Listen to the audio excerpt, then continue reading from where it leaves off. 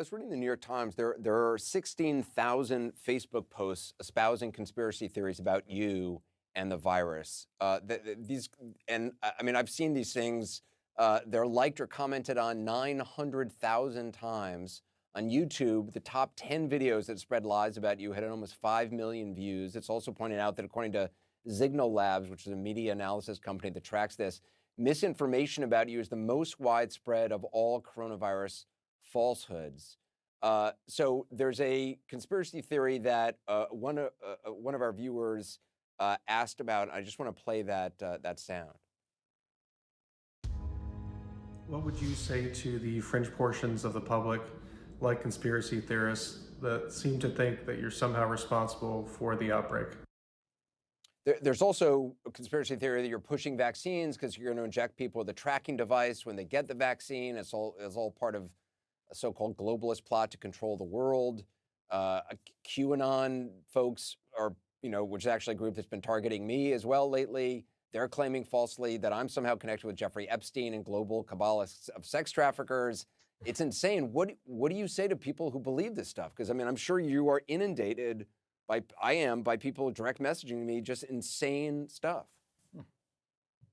Yeah, the combination of having social media spreading things that are very titillating, to have this pandemic where people are uncertain and they prefer to have a simple explanation. It's meant that these things are really millions of messages a day, and people like myself and Dr. Fauci become the target. Often, the clever thing they do, our foundation has given more money to buy vaccines to save lives than any group.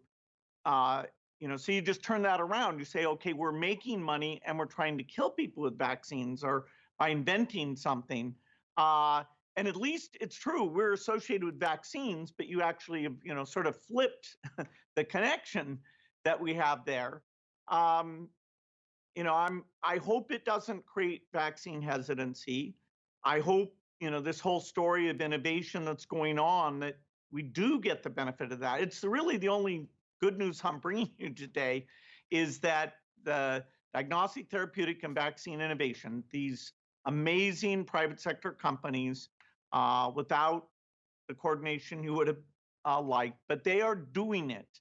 And I do think people on the therapeutic side will be surprised. And, these are well-meaning people.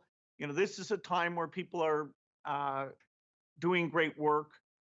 And, so I hope the conspiracy stuff dies down. It's really, the numbers kind of blow my mind. And it's not just the fringe people that you would normally think of. It's not at all. I mean, I can tell you, I get stuff from people who seem, they have lives, they have families. I don't know if they genuinely believe this, or they've just been misled. But, and for me, it's, they claim I was on Jeffrey Epstein's airplane and going to his island with Tom Hanks, or I mean, just insane, crazy stuff. Do you think? I know internet companies are looking at this. Do you wish that they would play a role in taking stuff down, which is as demonstrably false?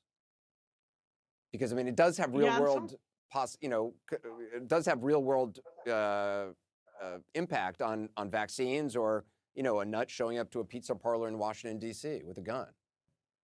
Yeah, in some cases they are taking things down.